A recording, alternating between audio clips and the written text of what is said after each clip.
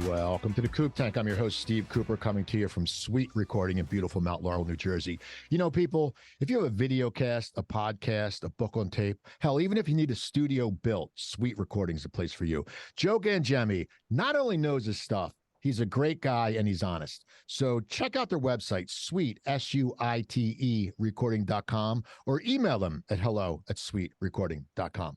Anyway, another week, another episode of the Coop Tank. And as usual, I bring people that I respect, are shakers and movers, are good people to the show. Because as I say, there's a no asshole quotient allowance. So all these people are good. And our guest today, first, a woman who I haven't seen for a long time, who's actually used to be a Philadelphia Eagles cheerleader. And it's from First American Title. It's Annemarie Caruso. How you doing, Ann?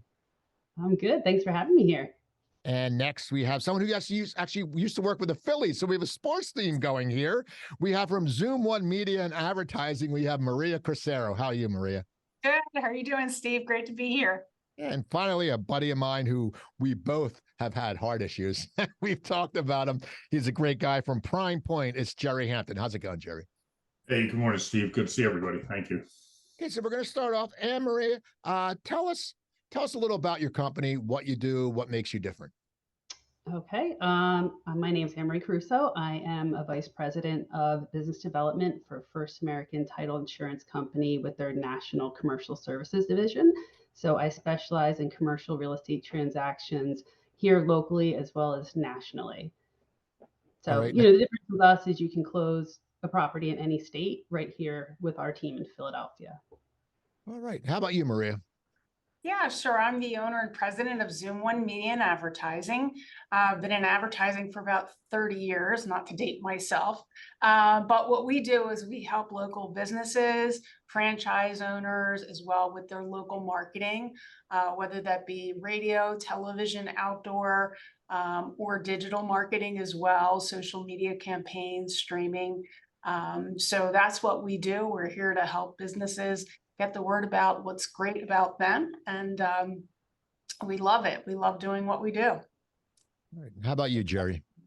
Yeah, good morning. I'm Jerry Hampton with Primepoint. Primepoint's a local New Jersey-based payroll, HRMS, time and labor company. A little bit different than big national guys. You call us and somebody picks up the phone and will answer your question and gets you the information that you need. So I've been with Primepoint 13 years. Great family little business here. Yeah, I want to start off because you each have very different areas you work in.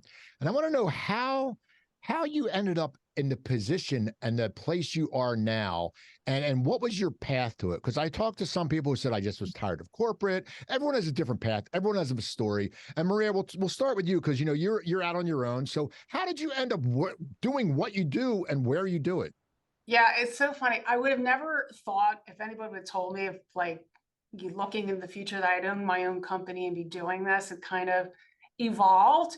Obviously, I started my career out as an intern at KYW3 in Philadelphia, worked for the Phillies in promotions, was in radio for about 11 years. And then I went to the dark side, the agency side. And like many people out there that started their own businesses, I call myself a COVIDpreneur. When COVID happened, the world kind of turned upside down, and the company that I've been working for, we lost so many people and started to go in a different direction. And then finally, my husband said, you know what? You've been doing this so long for somebody else. Why don't you do it for yourself? I'm like, sure, in the middle of a pandemic, why not? And I took the leap, and it's been 3 years since I've opened my company, and it's been the greatest thing I've ever done. So the silver linings of COVID, they abound. How about you, Annemarie? Oh, wow. So title insurance is one of the things you get in, you just kind of can't get out. I went to Westchester University, graduated in 2000 with, a degree in anthropology, and had no idea what I wanted to do. I moved around a lot. It wasn't until I landed down in Miami, Florida, and started working for a developer, temporary work answering phones, realizing I really liked real estate.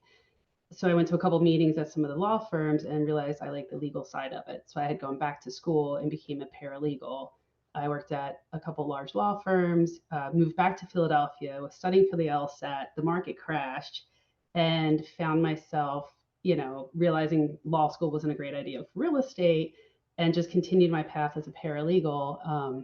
I worked for a developer here in Philadelphia, and then started working for a title insurance company as an underwriter and an escrow officer. And from there, I transitioned to a business development role about 7 years ago. So the path was a little crooked, but I got here, and Well, I love what I do. I think most of us have crooked paths. Now, Jerry, we've talked before. What was your path to where you are now? Yeah, mine's been pretty long and winding, if they say. I kind of fell into sales coming out of school and worked for corporations, worked around the world, lived in Asia, lived in Europe, lived in the Caribbean.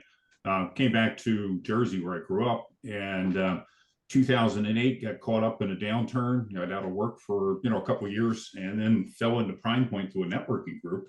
Primepoint's the first private company, small company that I've worked for, and over that time, it's been great. It's great culture, and it's been fun to kind of build the company with the owners. So just, kind of fell into a lot of things and just keep moving forward. So all of you have, as I said, different paths. What core values? Because I think whenever we have a job, I think we all bring a core value, and people respect that, and that's why you do become successful. But what are some core values that you think that you have? I mean, now there's different. Some people say they think they have something and they're full of crap, because we've all seen it. Someone goes, "Oh, I'm a great networker," and you go to an event and they're like, "Oh yeah, here's my card," and they suck. But what are some core values you think that you have that mean a lot to you? Because me, I think I have a lot of integrity, and I always grew up, having integrity and being honest. So that's how my parents were, and that means a lot to me. And I'm glad I've kept those, values, because people can change over the years. But Jerry, what are some core values you think you have that you're very proud of? Yeah, I think being in sales, one of the things you have to do, you have to be, very persistent, and just keep working hard and try to do the right thing for people. I've found if you try to give back along the way, you help people along the way, those people will help you at some point. I've also found you can't expect people to, give you something. It's the stuff that comes out of left field, the people that will help you, people that you meet along the way in your networking. So, persistence, giving it back, helping other people out. Yeah, how about you, Annemarie? I think being authentic. Yeah, I rolled into sales not knowing what sales was. It was really uncomfortable for me, believe it or not. I'm very social, but it was a weird transition. And I would read these books about emotional intelligence and leaning in and trying to mimic the person in front of you. And it didn't work. What I realized is you have to be you. And once you're you and people get to know you, there's a trust factor that builds. You can't be somebody else in the room. And it's important. It's important just be yourself. And I it was just being honest. If you're in sales, you cannot promise the world, right? You have to know where your limits are. You have to know if mistakes happen, how to fix those mistakes. So I would say being authentic and being honest are really important to me. And Maria? Yeah, ditto to Jerry and Annemarie. I mean, those are definitely core values. And like Steve said, integrity is everything. And I think that kind of encapsulates that. But one of the things I definitely try and do, because in every industry, everybody kind of does, in your industry does what you do.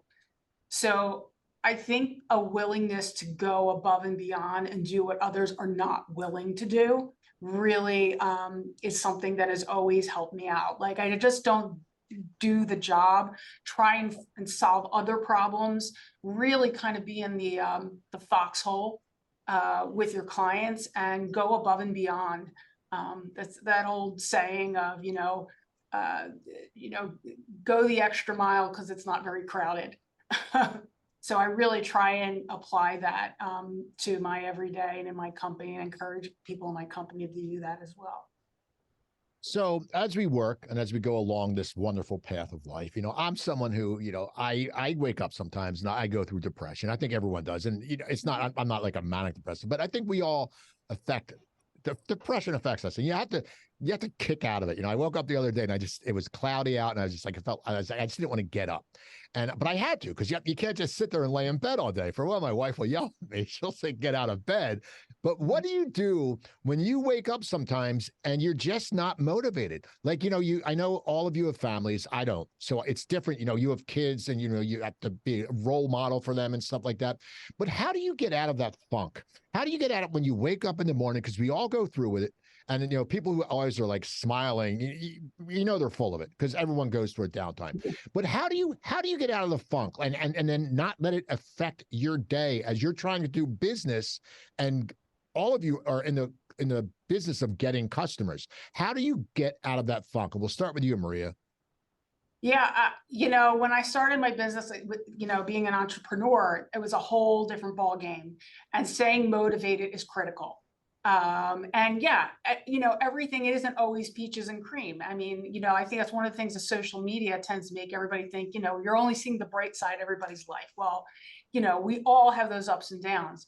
But when I started, I really do meditation. I do meditation before I go to sleep. I do a lot of positive affirmations, even when it feels like uncomfortable and it doesn't seem right. Like I feel good today. That mental conditioning. When I get up in the morning, I really try not to pick up my phone and scroll. Sometimes it's hard, but you know, we get inundated with a lot of there's a lot of negative stuff, especially with crazy stuff going in the world today, that you tend to expose your mind to. The subconscious mind is very powerful. So I try and put my earphones on, either do a meditation or listen to classical music or music that picks me up. Music is very powerful to change your mood. So anything you can do to change your mood, you know, doing the little things that make you happy, focus on the little things, having a good cup of coffee at your favorite coffee place, treat yourself, and be gentle with yourself. You know, not every day is going to be a home run, but as long as you're moving forward in any kind of degree, a little step, that's a move forward. So you got to focus on the little wins. How about you, Annemarie? You know, I try and move every morning. It sounds funny, but you know, whether it's a walk, I take a lot of bar classes, yoga classes. You know, it's for me, it just kind of gets my day going. It just kind of puts me in a better place overall. I noticed if I don't, you know, move or work out for a few days in a row, I am just an asshole, really. I mean, I just can't deal with people. It's like my head is just foggy. So I'm a big proponent of that. I mean, it doesn't have to be a major workout, you know, just kind of move a little bit. Like I had 2 back surgeries, so a lot of times I'm in pain. And once my body starts going, it kind of releases all of that and just clears my head. You know, the other thing I'll do is if I'm really in a funk, the other thing I'll do, I'll just call a friend that makes me laugh, you know, or something like that. Just kind of, you know, talk to my 9-year-old about God knows what, right? It's just sort of put my head somewhere else, distract myself a little bit, and it tends to keep me going. How about you, Jerry? What do you do when you're in a funk? Yeah, I tend to look back to some of the mentors that I've had in life and the people that helped me through my sales process. I remember one of my first bosses, you know, was very much an introverted numbers type of guy, but he didn't like to go out and do demos. But every once in a while when we had to, he'd go, showtime, and get into it and get out there and get it done. Another boss, you know, that was in sales, he says, there's always administration stuff you can do. But you've got to every day make sure you make a couple sales calls and keep that sales process going. Because if you don't, your funnel's not going to be there. And then the other thing that really gets me going is just, you know, when I'm talking to people, trying to close a deal, I look for no's. I look for people to tell me, no, I don't want your service, because I know when I get enough no's, you're going to turn the corner in sales. The yeses are going to happen. And this past week has been great. I've had 6 yeses because I had a lot of no's there for a month. So you just have to have that mental mindset that you know that you're going to overcome that and get out of the funk, and you know everything will be all right if you do the right activities. So, Annemarie, you mentioned your 9-year-old, and I know Maria, your son's doing amazing. He's in a Van Halen band or tribute band, and I know Jerry has a daughter in college or going to college. What is a lesson? What is a lesson that you think that you've taught one or all of your children, a lesson that you think will really help them in life? Like my mom taught me when I was younger. She said, you know, the no, like Jerry said about the no, always ask. The worst you can get is a no. I went to see John Waite in concert. He was on my show 2 years ago. I sent him an email. I said, hey, if you can comp me and my wife, that'd be great. If you can't, I understand. I got back, oh yeah, comp, we're front row. So I learned that from my mom. It was a lesson she taught me. What is a lesson that you have taught your kids, or Annemarie, because yours are younger, a lesson that you may eventually want to teach your kids. What is a lesson, like Jerry, what's a lesson that you've taught your kids that you think is very important to them growing and maturing? Going to the sports team that the ladies on the show mentioned, my daughter's a volleyball player up at Albright. And, she said she enjoys it. She's had a lot of fun. I keep telling her, have fun. Don't take yourself too seriously. Before every match, I always text her, take names, kick butt, and have fun. Just get out there and do it. Don't be too serious about things. But you got to work hard. It's everything, as I said, it's persistence and, learning every time you do something and making yourself better the next day. So just try to keep at it, I guess. And Maria? So funny. I sent a video to my sons this week, and I'm like, I've always told you this. It was someone speaking about, being successful is not about doing the things you want to do when you want to do it. Mm-hmm. It's doing things that need to be done when you don't feel like doing it. And having that discipline will take you very far. So doing the things that, you have to do, that's the difference between, somebody that just moseys along and then the person that really succeeds and is extremely successful. How about you, Annemarie? Because your kids are what? You said 9 and 9 and 12. Okay, so they're still like, you're both Maria and Jerry, your kids are, but for 9 and 12, it's important, but it's still like, you don't know what's going to happen. But what are some of the things that you want to tell them that you think will help them out and you're hoping they'll listen to you? One big thing is commitment and follow through. There was a season my son played soccer and he refused to play in a game, but would practice with the team. I think he was just overwhelmed by the people watching him. And I kept kind of telling him, like, no one's looking at you but me, really. You're 5. But I made him go to every game, and he would put his uniform on, and he would go, and he would just sit on his ball, and he'd be miserable. But I made him go, and at the end of the season, I said, look, if you want to stop, you can stop, but you're going to finish the season. So at the end of the season, the next season comes up. I said, do you want to play? I want to play, and he went out there and he played the entire season, games, practices, the whole thing. So for me, it's when you commit to something, you have to follow through. You have a team you're supporting. You can't just say, I'm out, right? And that goes in a lot of things in life. And it has carried through because he decided to play the viola last year. And if anybody has a child that's played the viola, it's just nice to like, and practice. And I was him like in tears, and I felt like this terrible mom, but he wanted to play the viola. We got the viola. I made him practice his 4 songs a night, and sometimes there was tears. And by the end, he could play with his eyes shut, and he was amazing. And he can't wait to play another instrument, right? So it's sort of like you try something new, but you got to follow through. You can't just give up in the middle. Yeah, it is. It is funny. You do. I mean, encouragement is so important. And, you find a lot of successful musicians or actors, they had encouraging parents, that's something because, I know a friend who's a very popular comedian. His background is he's from India, and they're not too encouraging. Like he said, for me, being a comedian is something different. But I think a lot of times, in America, the arts, people are very encouraging. And I think that means a lot. So, okay, we've all had jobs. We've had many jobs, different jobs.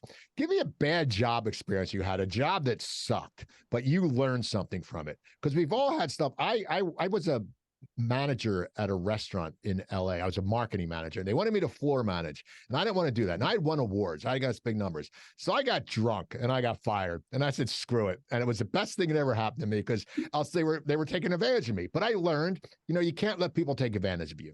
You can't sit there. Niceness. I mean, it's the old thing. People say, if you're nice, people do sometimes mistake that for weakness. Well, it's not. Being nice is one thing. But what's a job that or an experience that you had that, looking back, I mean, back then it may have sucked because you feel like crap when you get fired from a job and you feel like an asshole. But what is a job or an experience that is really, that you look back and you learned a valuable lesson, and to this day you go, man, that changed my life? And we'll start with you, Maria, because you've had, I remember you used to be singing at the stadium, right? Yeah. That was a job I loved that job. I mean, it wasn't a Tell us what that job was. Tell us that job. Yeah, so I used to be, well, I worked at the stadium. I started out as an usher, and then I worked in the promotions department. They called us Philadelphia Funsters with a PH. And I don't even know if they still have them, but we would go around and, sing happy birthday to people in the crowd.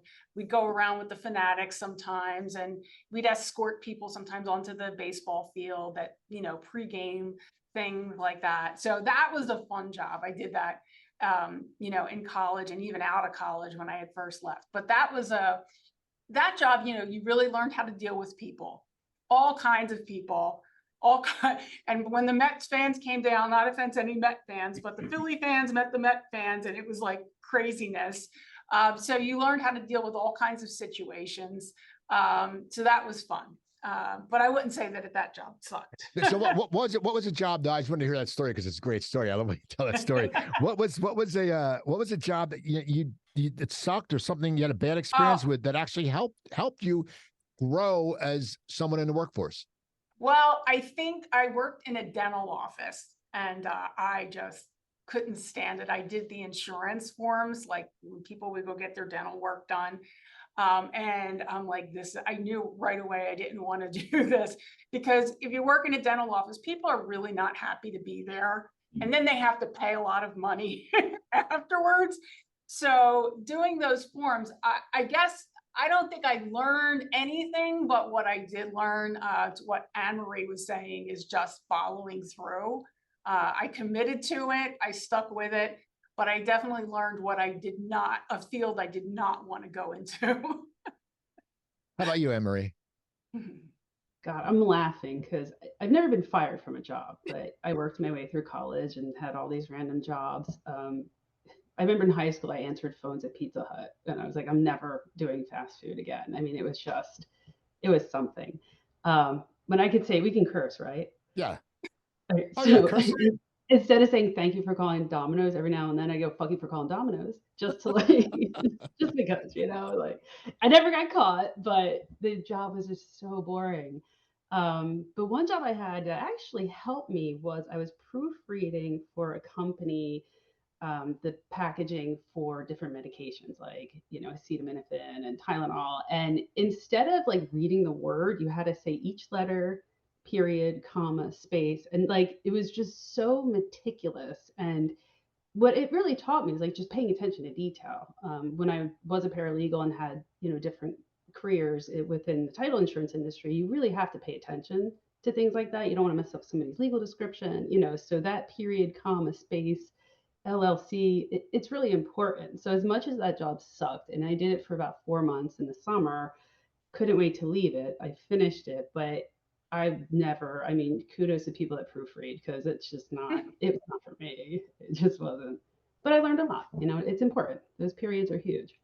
How about you, Jerry? I know you have a story here. Yeah, it was interesting as I was starting my career and growing and doing very well. I got to what I thought was a pretty good job. I was running the U.S. division for a small company, and had a lot of fun. But then, my wife and I had our son. Decided we want to be back closer to family here in the Philly area. So I switched business from selling for an insurance company to selling for a brokerage firm. How hard could that be? I know insurance. I know the product, and I came down here, and it was very, very tough. Yeah, and within 2 years I was fired. I was working for a guy that was really a jerk. There's very few people in life that I'll say that about, but he definitely fit that category. And it was tough after that, finding a job, and then actually did go through a period of unemployment. So probably what I've learned is compassion for other people, because one day you're on top of the world, and then the next thing you know, it gets yanked out from underneath you. And you really have to, you have to pull yourself up by the bootstraps, but you also have to rely on other people to help you. So, particularly in corporate world, and some of you guys may have experienced this, you get around 50 in a corporate world, things get tough. They're looking to replace you with younger talent and cheaper talent and all that kind of stuff. So one of the groups that I belong to, an organization called Beacon, it's a networking association. So a lot of corporate guys in there that, think they're going to be there for life. They get whacked at somewhere around 50, 55, and they're out looking for their next gig. So those are the people that I really feel for and try to get back and, help as much as I can. So compassion, Steve. No, we're talking about experiences. We're gonna go to a good experience.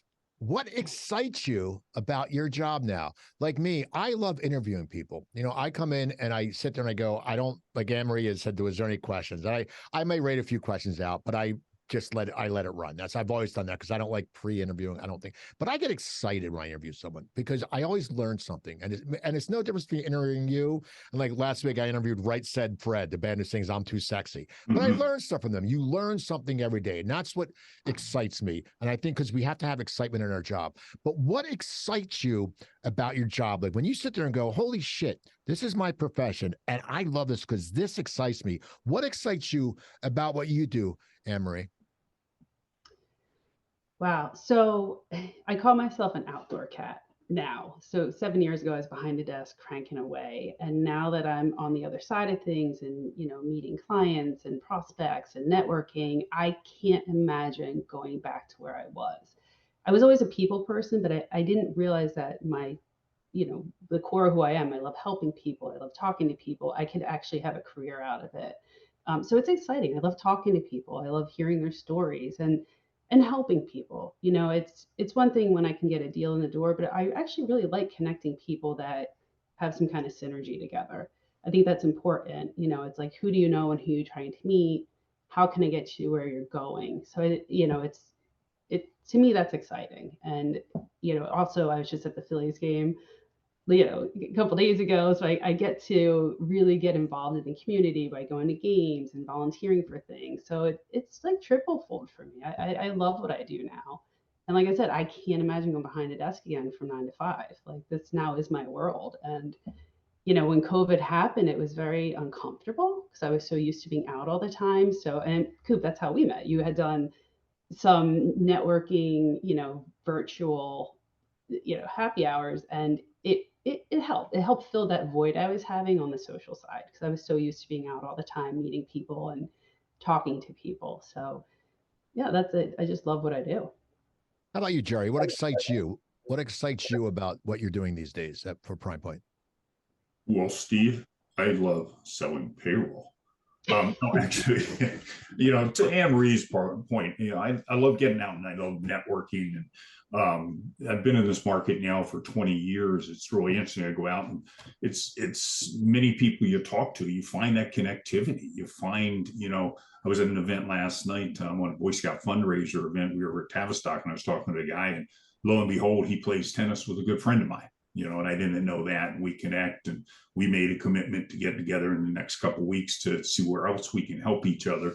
To Anne Marie's point, giving back and trying to connect people and help them do better at what they do. I really get a charge out of doing that. And I guess that's kind of how you and I met, Steve. I mean, we knew each other and bounced around each other for 3-4 years before we finally got together. And then we did. It's been great. We share a lot of common experiences. So just getting out there, meeting people, and of course, it's nice to close the deals, as Annemarie said, because that's what keeps the money coming in. But it's getting out there and just giving back. I was always jealous of Jerry's hair. I always said he has a good head of hair. I'd be like, look at that bastard with that gray head of hair. Who is that guy? I want hair like that. Uh-huh. How about you, Maria? What excites you about Zoom1 Media? I love what I do. But I love that every day I just never know what's going to happen. And I love that since I started my company, I can create this to be whatever I want. And as I started growing the company, different opportunities have come along, and I've worked with agencies that I never thought I would work with before, and I can create this to be whatever I want. When I left my other company before COVID, I pretty much ran that other company, and then COVID happened and the world turned upside down. And when the owner was going in another direction, and we left on good terms, it wasn't a negative thing. But that feeling that somebody else controlled my destiny, I didn't like it. I didn't like that feeling, like that somebody else's decisions were going to affect my life. So this became my destiny, and I live and die by my decisions. If it works, it's on me. It's the roller coaster, but it's my roller coaster. So that's what gets me going every day, is I just never know where the roller coaster is going to take me next. Now we all met through networking, and we all go out and network, and there's all different ways. I said it was coffee with Cooper, Roy, but Annemarie, and I think I met Maria through a chamber thing, and I'd seen you around, and Yeah. networking is very important. I think in this day and age, a lot of people don't cold call anymore because it's sort of it's not like it was when you had to knock on doors. You know, it's you can send an email. It's easier to meet people. You're all good networkers. What makes you a good networker? And if you sit there and go, I mean, because for me, I'll be honest, I'm sort of shy. I don't when I go out. I mean, I don't like to talk to people because I'm a skeptic and I don't like a lot of people. And I sit there and I wait till see someone I bond with, and I'll talk to them. And I'm like that. I don't need to be the person in the room, you know, hey, because I've been on stage. I know what that's like. I don't need to be, hey, look at me. You know, it's nothing. But I think what makes me a good networker is because I listen to people. And when they talk to me, I'll listen. Now, my wife disagrees because she says I never listen. She goes, when you do interviews, you listen. She goes, you never listen to me. But what makes you a good networker? Maria, what makes you a good networker? Because you're out and about and you're doing a lot of conventions and you're doing a lot of shit. Yeah. So you have to be good at it. What makes you a good networker? Well, I resonate with a lot of what you said. I'm very much an introvert. It's actually worked for me. It doesn't mean I'm not social. I'm a social person, but it takes a lot of energy for me to network. And when I started my business, that was something that I definitely had to push myself and overcome. And fortunately, I think starting the company in COVID was a benefit. And I think your networking group was one of the first I'd ever joined. And it was actually a good way to get me into networking because, you know, nobody was going anywhere. And I joined so many networking groups and I met so many people so quickly that had COVID not happened, again, I go back to that silver lining, I think it would have been 10 times harder for me to get used to networking because it was so easy to network and you could do Zoom calls. I was doing like 7 Zoom calls a day. By the end of the day, I was like exhausted. But I met so many people so quickly that it made my transition into the networking world a lot easier. So, you know, it's just about meeting people and trying, you know, to find your tribe and, you know, where you can meet and help people. And I really enjoy it now. I think you have to enjoy people. How about you, Annemarie? Because you said you were originally an outgoing, you were out there, and then all of a sudden you got it. You were inside and you learned, but you missed it. But what makes you a good networker? What makes you want to get out there? And what makes you get along with people? Because you're very well liked. Good question. So, you know, when I first got into sales, I really had no idea what I was doing. I went to my first event and I remember there was like hundreds of people. And I looked at my counterpart and I was like, what do I do? And they just go say hi. I'm like, really? Like, why? He's like, that's just what you do. Say hi.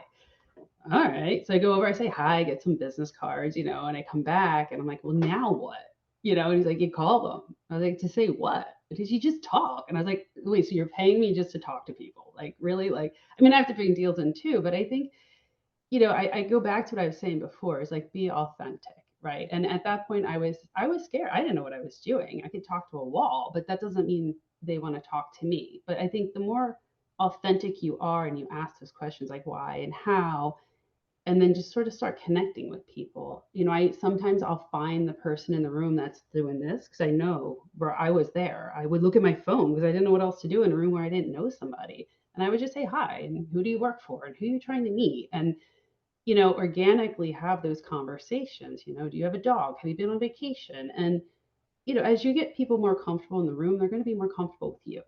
And yes, I'm trying to meet the right people for me too, but if I can help other people meet who they want to meet, they're going to want to help me. So, you know, I don't look for a tit for tat business exchange. I never do that. I'm just looking for people that I genuinely want to work with, people I genuinely want to help.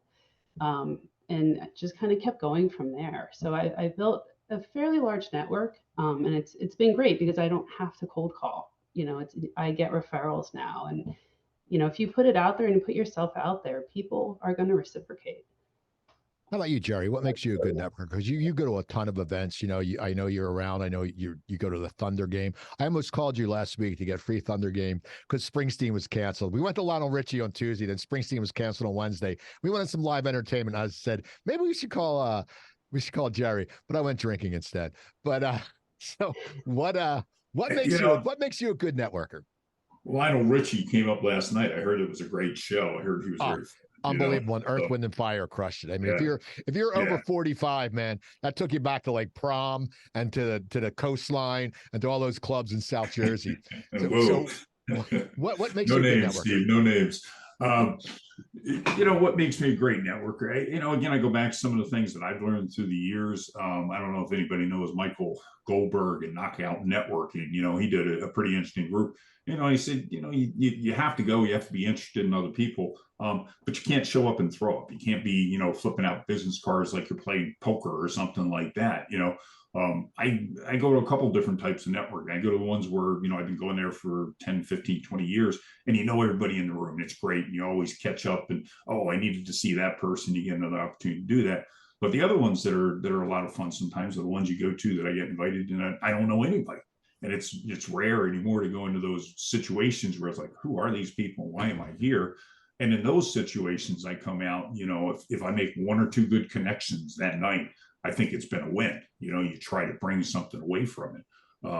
But again, as both Maria and Annemarie have said, you try to connect people and you try to listen, as you said. You're not the guy that's going to be talking all the time. If you're doing that, people are going to get bored with you, looking to get away type of thing. So, just kind of listen and give back again, do what you can. So.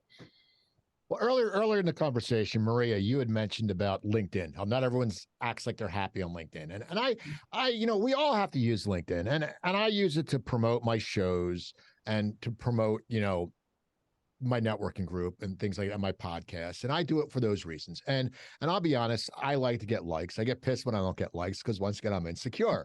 I'm an artist. We're insecure. That's what we do. We're like, why is this person getting likes? But I always go over people what irks you about LinkedIn, and you can open up because I'm not going to use terms because I would go into say how the term rock star irks me, but Maria, both your husband and your son are musicians, so that must really piss you off because they're working their asses off. Yeah. But what has been bothering me lately is I understand we have to support people. And that's what makes us good people. You like people. But there's over-likers. It sounds like a Seinfeld episode. There's over-likers.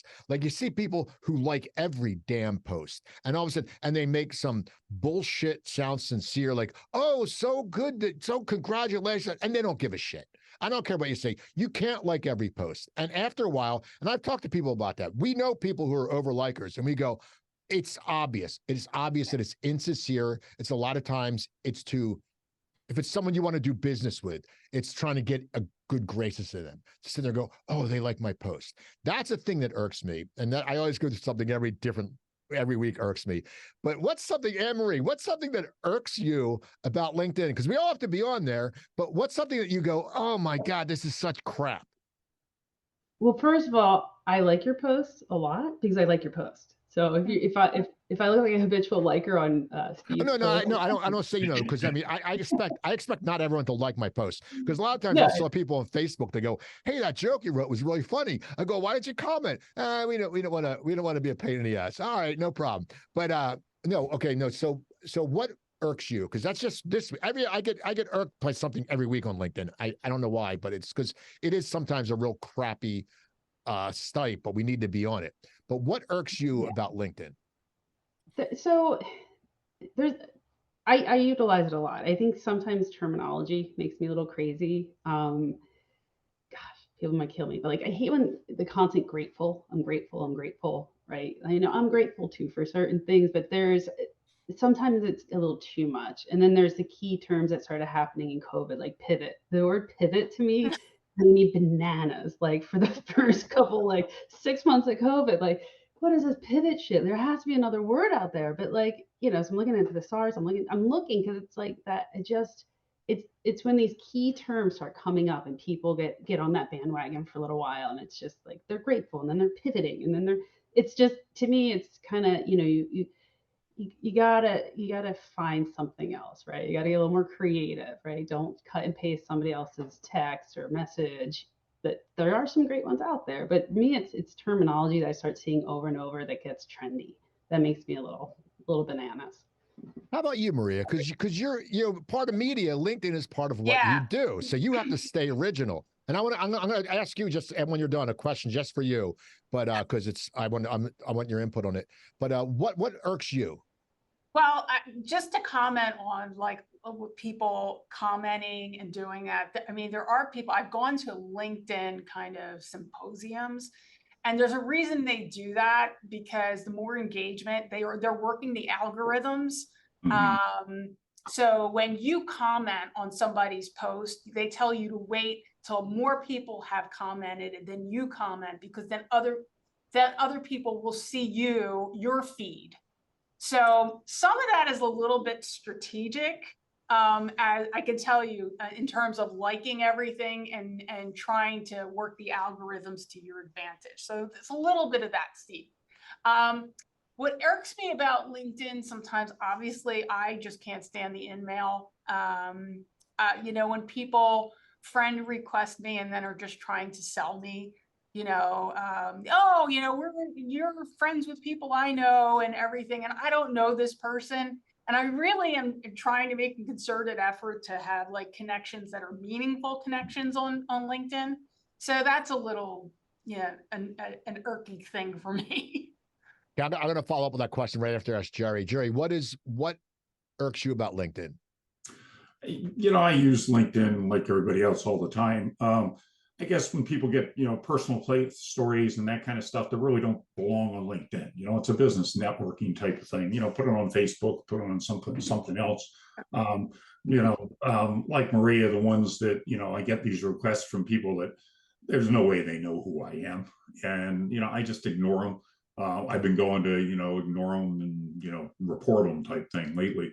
Because if I don't know you, I don't want to know you. I mean, there's got to be a reason for us to connect. But beyond that, I just my likes and my comments, I'm trying to be a little more strategic about that. And to your point, Maria, try to learn how it can help me do what I do. But a lot of times I'm trying to help the organizations that I support, the nonprofits that I support. I repost a lot of their stuff. So I don't know, Steve, the stuff that just doesn't belong on LinkedIn, probably the biggest irk. I agree with that. Now I want to ask Maria, and then we'll ask everyone because this comes actually back to LinkedIn. When I put a post up the other day, and it asked me if I wanted it to do it in AI, and I said, "Excuse the language, fuck no. I'm a writer. I'm creative. I'm not gonna. We're not gonna sit there and.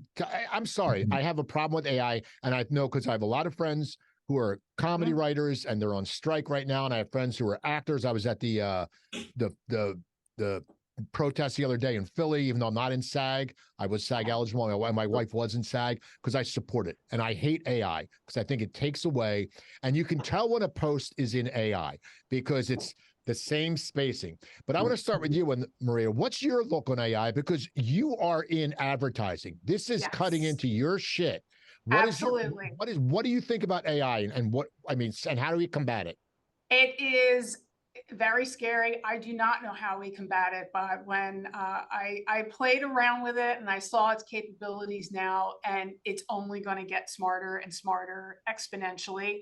So what you're seeing now is nothing compared to what we're going to see a year down the road. But my feeling too is like everybody who is like a copywriter, everybody that is even in graphic design is going to face some challenges because these mechanisms are insane. And I've worked with it to create a script.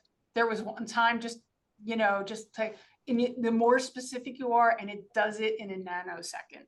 So I'm like, geez, this is really scary. And for all those people that are in the creative arts and fields, it's a scary time because I don't know where this is going to take us, but I do know that it's going to impact jobs. They say it's not, and you just have to know how to use it. But there's no question it's going to impact jobs.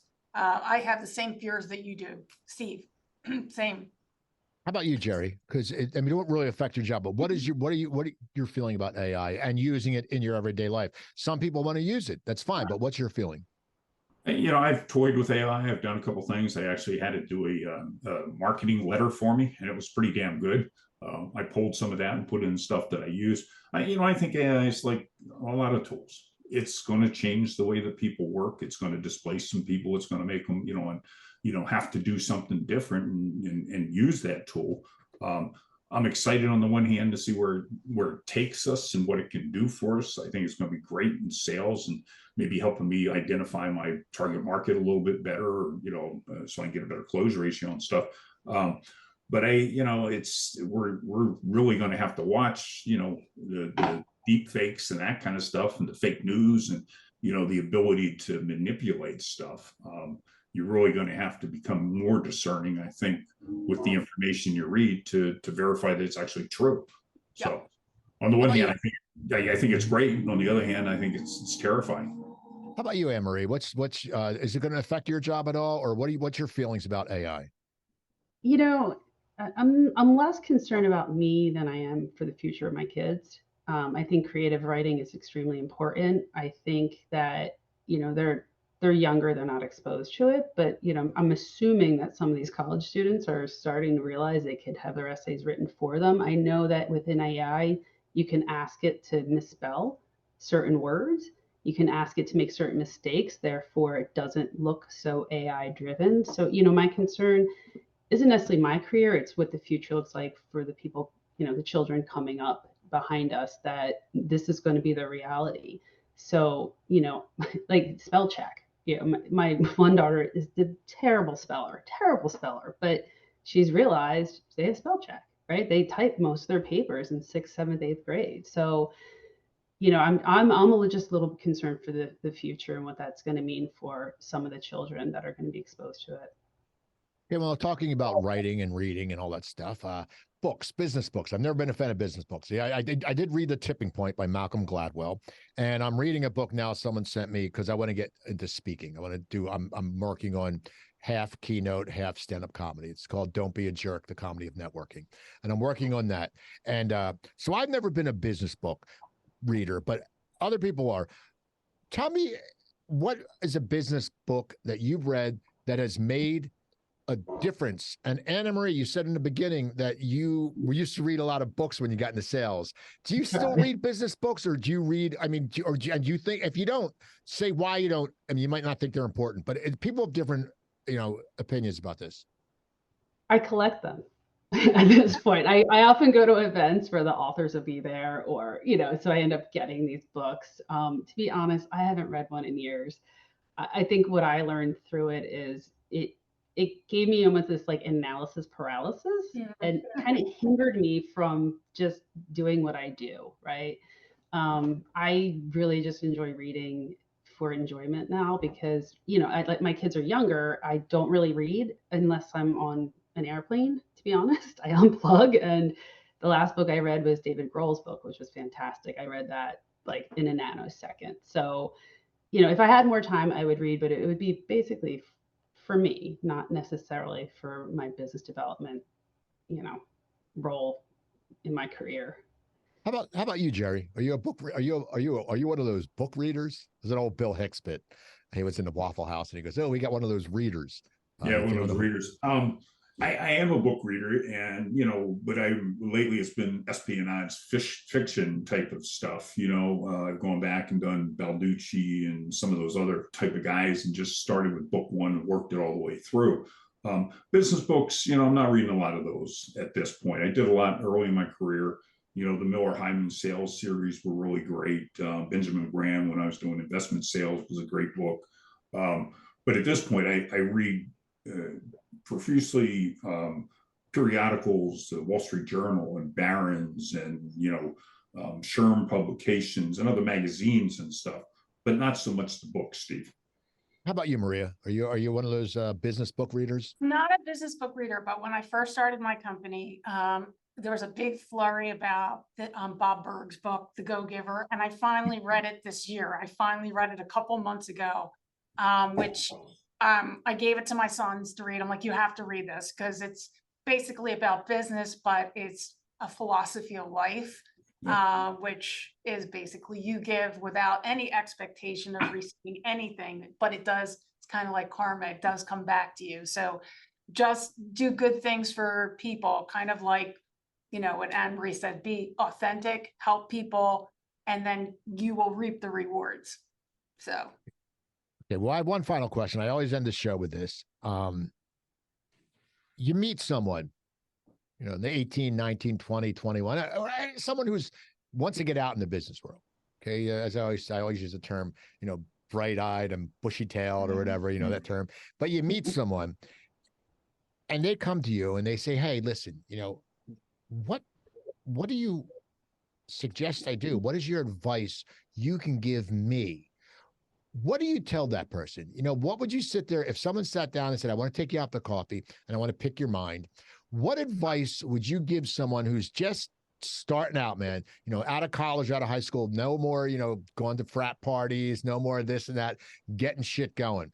What advice would you give them? We'll start with you, Maria. What would you tell someone if they came up to you and wanted to sit down and buy you a cup of coffee? I mean, hear me? I sounded like Daffy Duck. A cup of coffee. I would go back to what I say, the core value is be willing to do what no one else is willing to do.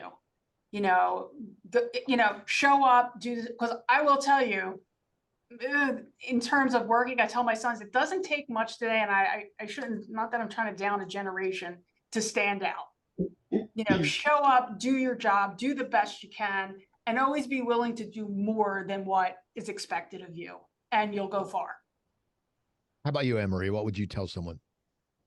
It's interesting because I just had a conversation yesterday, a Zoom call with a woman that's like 26, I want to say. And, my advice to her is just the more you know, the more you're worth.